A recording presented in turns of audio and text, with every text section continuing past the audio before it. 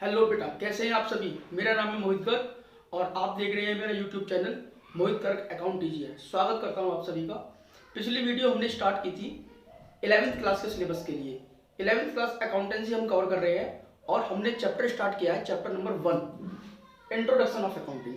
Last video में मैंने आपको, अगर आपने देखी है वो अच्छी तरीके से, तो मैंने आपको केवल ये समझाया था कि भाई अकाउंटिंग की नीड क्यों पड़ी थी। हमने एक एग्जाम्पल वहां पे लिया था। हमने एक झलक नाम की लड़की का एग्जाम्पल लिया था। झलक ने अपना एक बिजनेस स्टार्ट किया था। आप याद करें, झलक ने अपने बिजनेस में 10 लाख रुपए इन्वेस्ट करे थे। हमने उसको बोला था कि झलक ने अपने बिजनेस में 10 लाख रुपए कैपिटल लगाई। झलक ने उस 10 लाख रुपए से बिल्डिंग, मशीनरी, या फिर आप यूं कह लिए व्हीकल, फर्नीचर, इलेक्ट्रिसिटी की फिटिंग वगैरह वगैरह, उसने काफी सारी असेट्स खरीदी थी। और कोई भी बिजनेस करने के लिए, चाहे छोटा हो या बड़ा, असेट्स की जरूरत हमें पड़ती है। जब हम बड़ा कोई बिजनेस करते हैं तो ज्यादा असेट्स, फिर हमें व्हीकल भी चाहिए, कंप्यूटर भी चाहिए और हमें मशीनरी भी चाहिए होती है। लेकिन अगर मान लो छोटा बिजनेस करते हैं तो हो सकता है हमें मशीनरी की जरूरत ना पड़े, लेकिन असेट्स तो बिजनेस में हम खरीदते ही खरीदते हैं। ठीक, इसके बाद फिर मैंने आपको ये समझाया था कि झलक ने अपने बिजनेस को करने के लिए इनॉग्रेशन किया। उसके लिए उसने गुड्स खरीदे ताकि वो सेल कर सके। और जिस बंदे से हमने गुड्स खरीदे उसका नाम क्या था? सप्लायर। हमने सप्लायर से गुड्स खरीदे और झलक ने कस्टमर को गुड्स बेचने शुरू करे। जो कि सब झलक की बहुत सारी फ्रेंड थी, मनोरमा, आरती वगैरह वगैरह, बहुत सारी उनकी फ्रेंड थी जिनको उन्होंने गुड्स बेचने शुरू किए। झलक ने शुरू में तो कैश में ही बिजनेस करना शुरू किया, कैश परचेज करती और कैश सेल करती। लेकिन जैसे ही झलक के पास में उधार के कस्टमर आने शुरू हो गए तो झलक ने 2-4 दिन तो चीजों को याद रखा, उसके बाद उन्होंने भूलना शुरू कर दिया। और जैसे उन्होंने भूलना शुरू किया तब उनको परेशानी आई, तो उन्होंने फिर मेरे से पूछा कि सर क्या करना चाहिए। फिर मैंने उनको बताया था कि आप एक रजिस्टर मेंटेन करो और उस रजिस्टर में आप अपनी डे टू डे की ट्रांजैक्शंस को, जैसे ही कोई आप उधार माल बेचो उसको आप अपने रजिस्टर में लिखना शुरू कर दो। तो डेट वाइज आप उनको लिखना शुरू करोगे तो आपके साथ क्या होगा कि आप कभी भूलोगे नहीं। तो हम उसको बोलते हैं रिकॉर्डिंग करना। तो एक रजिस्टर मेंटेन करना शुरू किया झलक ने। ओके, यहां से अकाउंटिंग का जन्म हुआ। क्योंकि मनुष्य की स्मरण शक्ति बहुत कम होती है, इसीलिए वो चीजों को लिखना शुरू कर देता है, रिकॉर्ड करना शुरू कर देता है। लेकिन केवल रिकॉर्डिंग करने से बात नहीं बनी। जब 1 महीना बीत गया, झलक के पास लोग पैसा देने के लिए आने लगे, तो झलक को ये दिक्कत आई कि 1 महीने में अगर मेरे 100, 150, 200 कस्टमर हो गए हैं तो आज मैं पर्टिकुलर बंदे का हिसाब कैसे बनाऊं। तो पर्टिकुलर बंदे का हिसाब बनाने के लिए उनको परेशानियों का सामना करना पड़ा। फिर हमने उनसे कहा था, ध्यान है आपको, एक ये वाला रजिस्टर मेंटेन करने के लिए कहा था। हाँ, इस रजिस्टर को मेंटेन करने के लिए कहा था। मैंने उनसे ये कहा था कि आप एक काम करो, आप इस रजिस्टर में अपने हर कस्टमर का अलग अलग पेज पर नाम लिखो। हमने क्या कहा कि इसका मतलब ये हुआ कि आपने अपने सारे कस्टमर को क्लासिफाई कर दिया। तो ऐसा करने से क्या होगा कि आप हर एक कस्टमर का जैसे ही अकाउंट खोल देंगे तो उसको जितना भी माल आपने बेचा है उसको यहां पर लिखते चले जाए। इससे क्या होगा, उसकी एक समरी तैयार हो जाएगी और समरी जैसे ही वो तुम्हारे पास पैसे देने के लिए आएगा तो आपको दिक्कत नहीं होगी, आप यहां पर टोटल लगाओ और उसको दे दो। तो ये वाला रजिस्टर भी उसने मेंटेन करना शुरू किया। अब मैं इसके बाद अपनी आगे की बात शुरू करता हूं। तो चलिए शुरू करते हैं आज की आगे की बात। आइए आगे हम समझने वाले हैं meaning and definition of accounting. बस लगभग समझ लीजिए, आपने मीनिंग तो समझ ही लिया है अकाउंटिंग का। डेफिनेशन की बात ये है, मीनिंग और डेफिनेशन दोनों एक ही बात है। डेफिनेशन जो अकाउंटिंग की दी है, सबसे डेफिनेशन जो आज के टाइम में सबसे ज्यादा पॉपुलर हुई अपने जब से वो बनी है, सबसे ज्यादा पॉपुलर जो हुई थी वही American institute of certified public accountants, AICPA। अब ये क्या है अभी मैं आपको बताऊंगा, सुनिए मेरी बात। इन्होंने अपने डेफिनेशन क्या लिखा, accounting is the art of recording, classifying and summarising in significant manner and in terms of money transaction and events which are in part of list of a financial character and interpreting the result thereof. Sir बड़ी technical definition है, कुछ समझ में नहीं आया, आराम से एक एक वर्ड का मतलब बड़ा इंपॉर्टेंट है, ध्यान से समझते हैं। सुनिए जरा मेरी बात। Accounting is an art, accounting एक कला है, एक आर्ट है। सर ये आर्ट कैसे है बेटा? जब हम अपने फाइनेंशियल स्टेटमेंट तैयार करते हैं ना बिजनेस के, सर फाइनेंशियल स्टेटमेंट क्या है, चिंता मत करो, हर चीज समझ में आएगी। तो उनको जो हम तैयार करते हैं इतनी खूबसूरती के साथ कि जो भी उनके यूजर्स होते हैं, जो भी उनको देखते हैं, चाहे वो ओनर हो, मैनेजमेंट हो, एम्प्लॉय हो या कोई बाहर के बैंक हो, गवर्नमेंट हो, उनको भली भांति पढ़ के समझ सकते हैं एक बिजनेस की क्या हालत है। ठीक है ना, उनके लिए हम वो फाइनेंशियल स्टेटमेंट तैयार करते हैं। तो इसका मतलब ये एक आर्ट है। आर्ट क्या होती है? जब आप अपनी बात को सामने वाले को समझा सको, यही एक आर्ट है। टीचिंग भी एक आर्ट है, यानी कि जब कोई अपनी बात दूसरों को समझा पा रहा है तो ये एक आर्ट है। इसका मतलब हम अकाउंटिंग इस तरीके से करते हैं, accounting is an art, accounting एक कला है कि हम बिजनेस की बातों को, बिजनेस की व्यथा को, बिजनेस की दशा को, बिजनेस की फाइनेंशियल पोजीशन को हम सामने वालों को कैसे समझाते हैं। तो accounting is an art. Recording, वही तो बात हम कर रहे थे, झलक ने जो बिजनेस किया था हम उनको रिकॉर्ड करते हैं। किसको रिकॉर्ड करते हैं सर, ये बताइए। Financial transaction and events. Sir ये फाइनेंशियल ट्रांजेक्शन क्या होती है, सबसे पहले बताता हूं आपको ट्रांजेक्शन क्या होती है। बिजनेस के अंदर आप जितने भी लेन देन करते हो, लेन देन, लेना और देना, जो भी आप करते हो वो सब हमारी ट्रांजेक्शन होती है। सर जैसे कि बेटा बात सुनिए, झलक ने अपने बिजनेस में कैपिटल लगाया ना, अपने बिजनेस में, ये भी एक ट्रांजेक्शन है। उस पैसे से बिजनेस ने, मैं क्या बोल रहा हूं, बिजनेस ने, झलक ने नहीं। सर यहां पर कोई बात बड़ी इंपॉर्टेंट लग रही है, हाँ इसके बारे में भी आगे समझेंगे। बिजनेस ने उस पैसे से दुकान खरीदी, मशीनरियां खरीदी, प्लांट खरीदे, फर्नीचर खरीदा, इलेक्ट्रिसिटी फिटिंग करवाई, गुड्स खरीदे, ये सब जितनी भी चीजें खरीदी हैं इनमें कुछ ना कुछ लेन देन हुआ है, ये सब ट्रांजेक्शन है। जब आपका बिजनेस का इनॉग्रेशन हो जाता है तो बिजनेस को चलाने के लिए, बिजनेस को रन करने के लिए हमें बहुत सारे खर्चे करने पड़ते हैं डेली के। इलेक्ट्रिसिटी का बिल आता है हमारा, टेलीफोन का बिल आता है, नेट का बिल आता है, जो हमारे यहाँ वर्कर काम करते हैं उनकी सैलरी हमें देनी होती है, हमें दुकान का रेंट देना होता है, हमें डाकखाने के पोस्टेज एक्सपेंस देने होते हैं, हमें भाड़े के पैसे यानी कि फ्रेट, हमें ढुलाई के पैसे यानी कैरिज, ये सारे वर्ड है, सारी वोकैबुलरी है, हम सब सीखेंगे अकाउंटिंग में, आप चिंता मत करो। अभी तो केवल शुरुआत है, अभी केवल शुरुआत है, जस्ट स्टार्टिंग। अभी देखो आगे आगे बहुत कुछ सीखने को मिलने वाला है, ठीक। तो ये सब चीजों पर हम खर्चा करते हैं, जिन जिन चीजों में हम खर्चा करते हैं वो हमारी सब ट्रांजेक्शन होती है। उन ट्रांजेक्शन को ही हम बुक्स ऑफ अकाउंट्स में रिकॉर्ड करते हैं। क्यों रिकॉर्ड करते हैं इसको भी समझेंगे सर। सर उधार के लेन देन को भी रिकॉर्ड करना समझ में आया था कि हम भूले ना, क्योंकि हमें पैसा लेना है और देना है। इन सारी चीजों को रिकॉर्ड करने के पीछे क्या वजह है, समय रहते हैं वो वाली सारी बातें भी सीखेंगे, जरूर सीखेंगे, चिंता मत करो। तो हम सारी ट्रांजेक्शन को रिकॉर्ड करते हैं। किस में रिकॉर्ड करते हैं हम, जर्नल और सब्सिडरी बुक्स। ध्यान रखना बेटा, ये जो रजिस्टर था, इस रजिस्टर में हम डे टू डे की ट्रांजेक्शन्स को रिकॉर्ड करते हैं, और जिस रजिस्टर में हम रिकॉर्ड करते हैं उसको बोलते हैं journal, JOURNAL, not general, journal. Journal को हिंदी में बोलते हैं रोजनामचा। रोजनामचा यानी कि जिसमें आप रोज के लेन देनों को लिखते हो, डे टू डे की ट्रांजेक्शन को लिखते हो, उसको हम बोलते हैं जर्नल। सर ये सब्सिडरी बुक्स क्या है, आपने सब्सिडरी बुक्स लिखा है, क्या जर्नल को हम सब्सिडरी बुक्स ही बोलते हैं? नहीं, जर्नल को सब्सिडरी बुक्स नहीं बोलते। लेकिन सब्सिडरी बुक्स क्या होती है इसके लिए आप चैप्टर पढ़ोगे पूरा, मैं समझाऊंगा कि जर्नल की जगह सब्सिडरी वर्ड्स को क्यों यूज किया जाता है। ओके, तो हम ट्रांजेक्शन्स को रिकॉर्ड करते हैं, जर्नल में रिकॉर्ड करते हैं बेटा, यानी कि इस रजिस्टर का नाम क्या है, जर्नल। सर कैसे रिकॉर्ड करते हैं वो तो बताओ, यही तो अकाउंटिंग है मेरे बच्चों, यही हमें इस फ्यूचर में सीखना है, आप चिंता मत करो, बस केवल डेफिनेशन को समझो फिलहाल। तो accounting is an art of recording, किसकी रिकॉर्डिंग, ट्रांजेक्शन की रिकॉर्डिंग। और सुनो, ये ट्रांजेक्शन फाइनेंशियल नेचर की होनी चाहिए। फाइनेंशियल नेचर की क्यों सर, कोई भी ट्रांजेक्शन में पैसे का लेन देन हो रहा हो, बिना पैसे के लेन देन वाले ट्रांजेक्शन को हम रिकॉर्ड नहीं करते। क्या सर ऐसी भी ट्रांजेक्शन होती है जिनमें पैसे का लेन देन नहीं होता? बिल्कुल हो सकती है ऐसी ट्रांजेक्शन भी। मैं इसका एक एग्जांपल देता हूं आपको, सुनिए मेरी बात। आपने किसी को 10,000 रुपए सैलरी पेड करी, ये मनी इन्वॉल्व है या नहीं इसमें? हाँ सर इसमें मनी इन्वॉल्व है। आपने रेंट दिया किसी को 5,000 रुपए का, इसमें मनी इन्वॉल्व है? हाँ सर इसमें मनी इन्वॉल्व है। आपने किसी से 50,000 रुपए का गुड्स खरीदे, इसमें मनी इन्वॉल्व है? हाँ सर इसमें मनी इन्वॉल्व है। आपकी दुकान में कुछ सामान रखा हुआ था, किसी वजह से रात को आपकी दुकान में आग लग गई और वो सारा सामान आपका जल गया, क्या ये एक ट्रांजेक्शन है? बिल्कुल ये एक ट्रांजेक्शन है। क्यों? क्योंकि इसमें मनी इन्वॉल्व है, कुछ नुकसान हो रहा है आपका, आपको पता चला कि हाँ मेरी दुकान में 1 लाख रुपए का माल रखा हुआ था और वो जल के राख हो गया, मेरे को 1 लाख रुपए का नुकसान हो गया। सर ऐसी कौन सी ट्रांजेक्शन होती है जिनमें मनी इन्वॉल्व नहीं होती? आप मेरी बात ध्यान समझना। एक दुकानदार है, मान लो उसका कपड़े का व्यापार है, किसी वजह से उस व्यापारी की, जो उस दुकान पर मेन करता धरता था, जिसकी वजह से ग्राहक आते थे, ग्राहक उससे कपड़ा खरीदते थे, अचानक उसकी तबीयत खराब हो गई। तबीयत खराब होने की वजह से उसको कुछ दिन घर पे आराम करना पड़ा। इतने दिन तक उसकी दुकान पर उसका या तो कोई मैनेजर या उसका बेटा दुकान में बैठना शुरू कर दिया, तो उसके घर पे रहने की वजह से उसकी दुकान की सेल थोड़ी कम हो गई। अब उसकी दुकान की सेल अगर कम होगी तो इसका मतलब उसको बिजनेस में कुछ ना कुछ नुकसान हो रहा होगा। अब मुझे ये बताइए उसको बिजनेस में कितना नुकसान हो रहा होगा, आप इस बात का कैसे पता लगाओगे?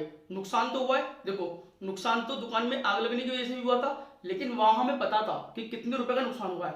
लेकिन यहां पर मालिक के दुकान पर ना बैठने की वजह से दुकान को कितने रुपए का नुकसान हुआ है, आप इस बात का आकलन नहीं कर सकते, इस बात का पता नहीं लगा सकते, तो आप कहने लगो कि भाई मैं दुकान पे नहीं बैठा, मेरे को नुकसान हो गया, मैं इस ट्रांजेक्शन को भी रिकॉर्ड करूंगा।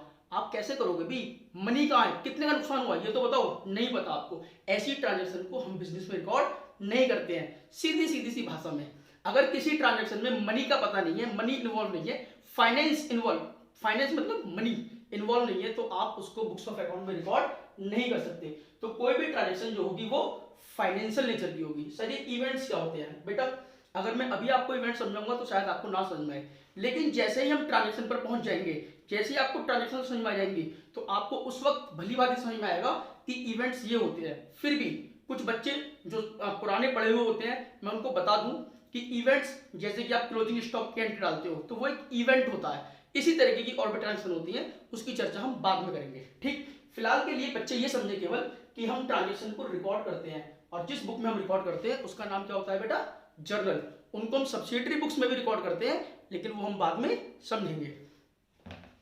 ठीक है सर। सर रिकॉर्डिंग से बात नहीं बनी थी, आपने एक दूसरा रजिस्टर और बनवाया था, उसमें आपने क्लासिफिकेशन करवाया था। हाँ, इसके बाद accounting is an art of recording और क्लासिफाइंग। हम एक रजिस्टर और मेंटेन करते हैं जिसमें हम अपने कस्टमरों के, जितने भी कस्टमर होते हैं उन सबके खातों को हम लिख देते हैं। और सुनो बेटा, इसमें हम केवल कस्टमर के अकाउंट ही नहीं लिखते हैं, सप्लायर के अकाउंट भी लिखते हैं, और बाकी सारे अकाउंट, हमारे यहाँ फर्नीचर है, प्लांट है, मशीनरी है, इलेक्ट्रिसिटी का खर्चा होता है, सैलरी का, सारे अकाउंट इसमें खोलते हैं, उनको भी खोलते हैं। आप इस बात को समझेंगे, अभी समझेंगे। सुनिए, अब जिस रजिस्टर में आपने इनको क्लासिफाई किया, उस रजिस्टर का नाम क्या है, उस रजिस्टर का नाम है लेजर। इसको हम बोलते हैं लेजर बुक। क्या बोलते हैं इसको, लेजर बुक। और इस लेजर बुक में हम जो ये अलग अलग खोल रहे हैं ना, इनको हम बोलते हैं पर्टिकुलरली अकाउंट। क्या बोलते हैं इनको, अकाउंट बोलते हैं। तो जब इन ट्रांजेक्शन को हम क्लासिफाई करते हैं, तो जिस बुक में क्लासिफाई करते हैं उसको लेजर बोलते हैं, और लेजर के अंदर हम क्या बोलते हैं, अकाउंट्स बोलते हैं। आई होप आपको मेरी बात यहां तक समझ में आ गई होगी।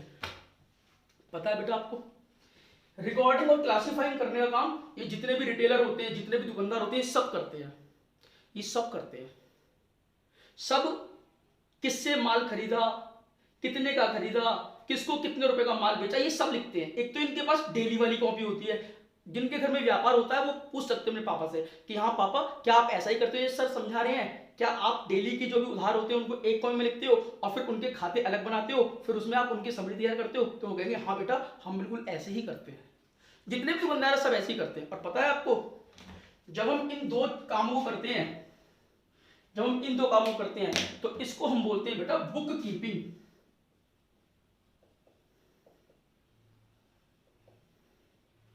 पुस्तकों को रखना, बुक कीपिंग। ये हर छोटा व्यापारी करता है, हर छोटा व्यापारी, हर बड़ा व्यापारी, बड़ी से बड़ी इंडस्ट्री, सब बुक कीपिंग करते हैं, सब बुक कीपिंग करते हैं। सब बुक कीपिंग करना बड़ा जरूरी है। कोई भी आदमी बुक कीपिंग के बिना नहीं रह सकता। हाँ, वो अलग बात है कि बुक कीपिंग कुछ लोग सिंगल एंट्री सिस्टम से करते हैं, कुछ लोग डबल एंट्री सिस्टम से करते हैं। सर ये क्या नाम ले दिया आपने, सिंगल एंट्री सिस्टम और डबल एंट्री सिस्टम?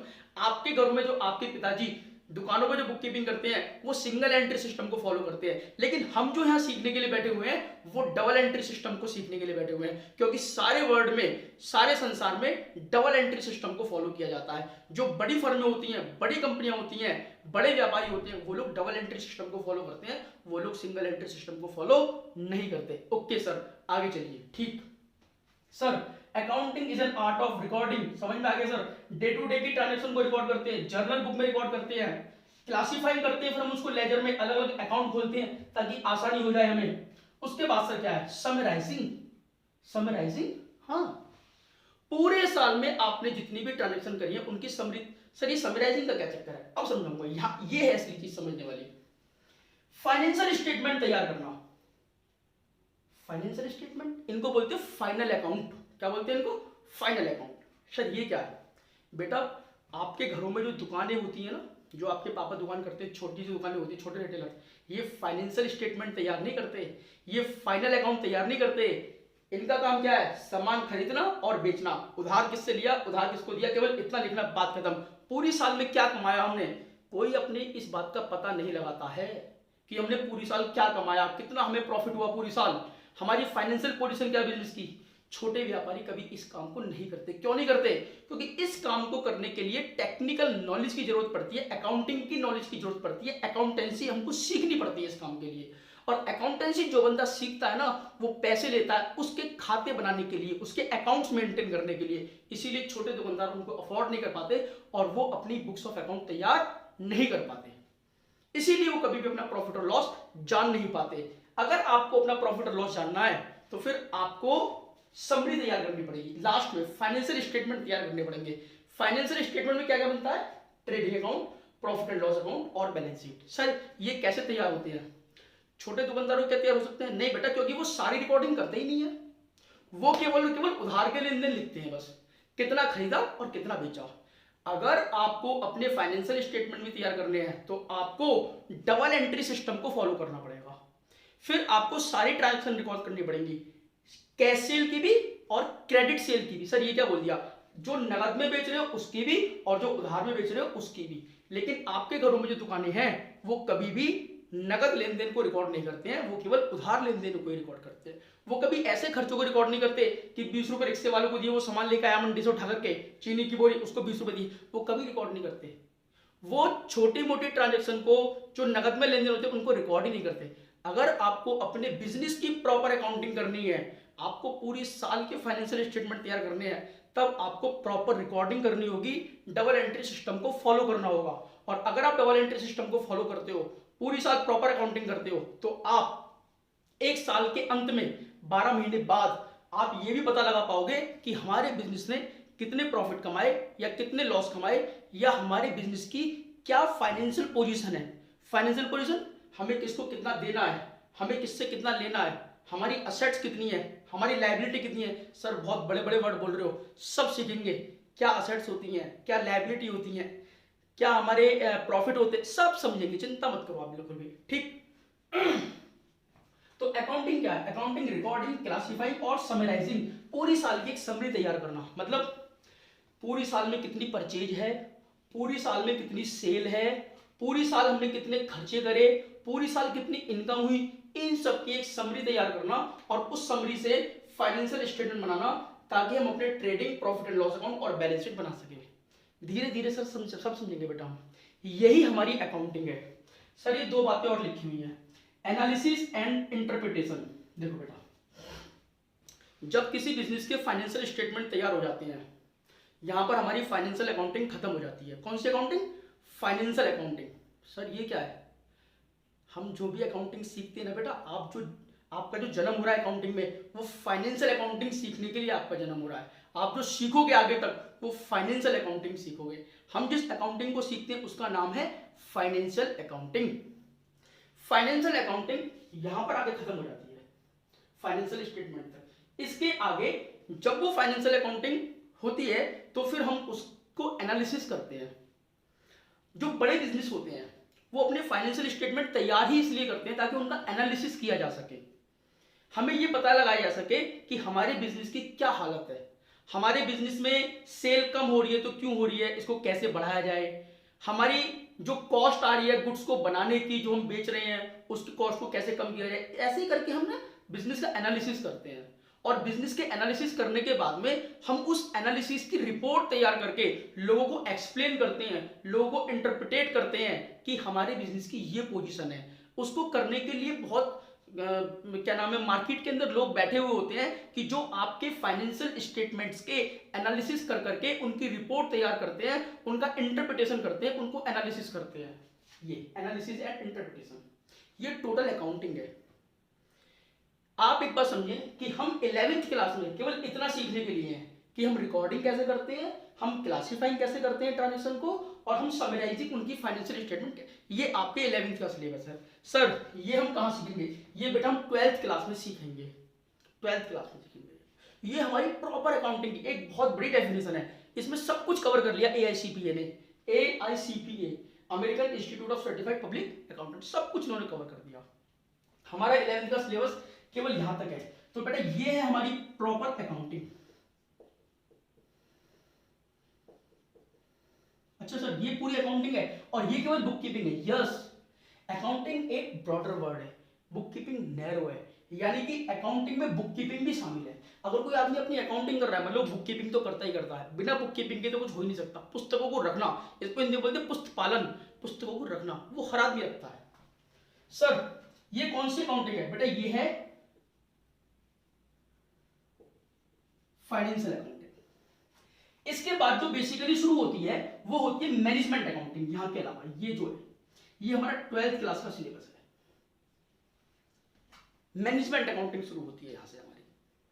लेकिन मैनेजमेंट अकाउंटिंग हम तब तक नहीं कर सकते जब तक हम पे फाइनेंशियल अकाउंटिंग नहीं आ जाएगी। Basically management accounting financial accounting से ही निकली है, लेकिन क्योंकि वही लोग करते हैं जो फाइनेंशियल, वो अलग लोग नहीं होते हैं जो फाइनेंशियल अकाउंटिंग सीखते हैं, वही लोग मैनेजमेंट अकाउंटिंग। लेकिन फाइनेंशियल स्टेटमेंट तैयार करने के बाद में उनका एनालिसिस करना, बस हम उसको बोल देते हैं मैनेजमेंट अकाउंटिंग। सर कितने प्रकार की अकाउंटिंग होती है बेटा? बहुत अकाउंटिंग है। फाइनेंशियल अकाउंटिंग है जो मेन है हमारी, मैनेजमेंट अकाउंटिंग है, कॉस्ट अकाउंटिंग है, टैक्स अकाउंटिंग है, गवर्नमेंट अकाउंटिंग है, ह्यूमन रिसोर्स अकाउंटिंग है। इसके अलावा रेस्पॉन्सिबिलिटी, बहुत कई ब्रांच है हमारी अकाउंट की, हम पढ़ेंगे। 2-3 तो हमारे सिलेबस में भी है, बाकी बाहर है हमारे सिलेबस से। लेकिन बहुत प्रकार की अकाउंटिंग होती है। आपको जो फोकस करना है वो फाइनेंशियल अकाउंटिंग पे करना है। आपका जो सिलेबस है, रिकॉर्डिंग कैसे करते हैं, क्लासिफाइंग कैसे करते हैं, समराइजिंग कैसे हम करते हैं, कैसे फाइनेंशियल स्टेटमेंट तैयार करते हैं, आपको ये 3 चीज 11th क्लास में, ये बेसिक आपको बेटा भरपूर तरीके से सीखना है। जिसने ये बेसिक सीख लिया उसको अकाउंट्स में कोई मार्क नहीं दे सकता। मैं पूरी कोशिश करूंगा आपके साथ कि ये 3 चीजें आपकी ऐसी कर दूं 11th क्लास में कि इसमें एक परफेक्शन आपके साथ आ जाए, कोई डाउट आपके मन में ना रहे। हर बात आपको विद लॉजिक समझाऊंगा, विद लॉजिक। अगर कभी मैं आपको लॉजिक ना दे पाऊं ना किसी बात का, तो मुझसे कहना कि सर आपने इस बात का लॉजिक नहीं दिया, हमें पहले इस बात का लॉजिक समझाओ। ठीक, तो उसके कंसेप्ट होते हैं, तो बिना कॉन्सेप्ट के कोई पढ़ाई हो ही नहीं सकती बेटा। कॉन्सेप्ट को समझना बड़ा जरूरी होता है, रट्टे नहीं मार सकते, समझना बड़ा जरूरी है। यही जो मैंने लिखा है, यही डेफिनेशन दी है AICPA ने। AICPA क्या है? ये अमेरिका का एक सीए इंस्टीट्यूट है। सर ये सीए इंस्टीट्यूट कौन होता है बेटा? हमारे इंडिया में जो आप अकाउंटेंसी का सब्जेक्ट करते हो, इसकी जो हद है ना वो सीए पे जाके खत्म हो जाती है। यानी कि हर अकाउंटेंसी के बच्चे का एक सपना होता है सीए बनने का।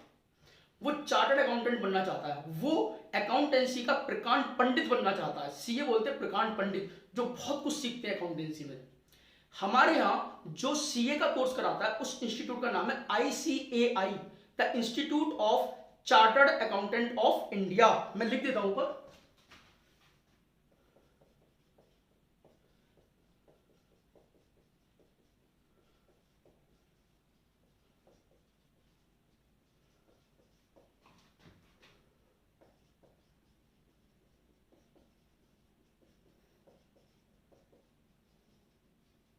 ICAI, ये हमारा सी इंस्टीट्यूट है, हमारे दिल्ली का, हमारे इंडिया का। ये दिल्ली में स्थित है, ITO पर। मैं बहुत बार गया हूं, दिल्ली ITO पर ये है।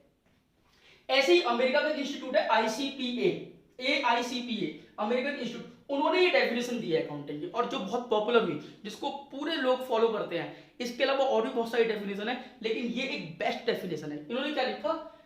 Accounting is the art of recording, classifying and summarising in a significant manner and in terms of money. इसको मनी में रिकॉर्ड करते हैं, ट्रांजेक्शन एंड इवेंट्स, इसको ट्रांजेक्शन को और इवेंट्स को, which are in a part at least of a financial character, जो financial character की होनी चाहिए, and interpreting the result thereof, और उनके रिजल्ट को फिर हम इंटरप्रिटेट करते हैं, उनको एनालिसिस करके।